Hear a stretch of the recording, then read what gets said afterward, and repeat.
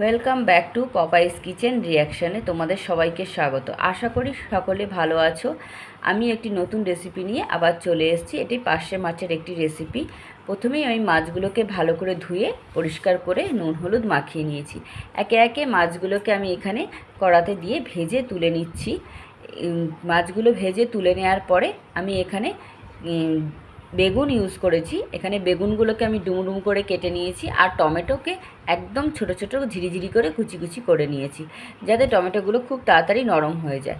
এখানে মাছগুলো ভেজে তুলে নিয়েছি। ওই তেলেই আমি এখানে বড়িটাও ভেজে নিয়েছি। এখানে বড়িটা ভেজে তুলে রেখে দিয়েছি, আর এরই মধ্যে যে তেলটা অবশিষ্ট রয়েছে ওই অবশিষ্ট তেলের মধ্যে আমি এখানে কাঁচা লঙ্কা আর কালো জিরে ফোড়নে ব্যবহার করেছি। আমি এখানে আলুটা ব্যবহার করিনি, তোমরা চাইলে আলুটাও ব্যবহার করতে পারো। এবার আমি এখানে কালো জিরে আর কাঁচা লঙ্কা দিয়ে এরই মধ্যে আমি সামান্য যে টমেটো কুচিগুলো রেখেছিলাম সেগুলো আমি একে একে এর মধ্যে দিয়ে দিলাম।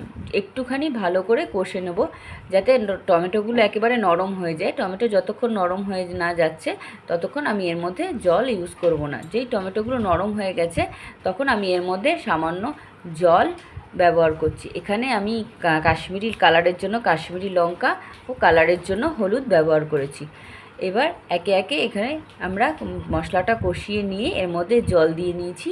জল দিয়ে নিয়ে তারপরে আমি এবার ঝোলটা ফুটে উঠেছে, এরই মধ্যে আমি ভেজে রাখা বেগুনগুলো আর বড়িগুলো একে একে দিয়ে দিলাম। এবার ঝোলটা ফুটে উঠলেই নামিয়ে নেব। এটা গরম ভাতের সঙ্গে পরিবেশন করলে খুবই ভালো লাগে।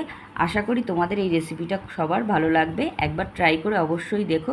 যদি আমার আজকের এই রেসিপিটা যদি তোমাদের ভালো লাগে তাহলে অবশ্যই একটা লাইক, শেয়ার ও সাবস্ক্রাইব করতে ভুলো না। পাশে থাকা বেল আইকনটি প্রেস করে দিও, সবার আগে নোটিফিকেশন পৌঁছে যাবে। এইভাবেই সকলে আমার পাশে থেকো। সবাই ভালো থেকো, সুস্থ থেকো। আর এই রেসিপিটা অবশ্যই ট্রাই করার অনুরোধ রইল। কেমন হয়েছে কমেন্ট করে অবশ্যই জানিও।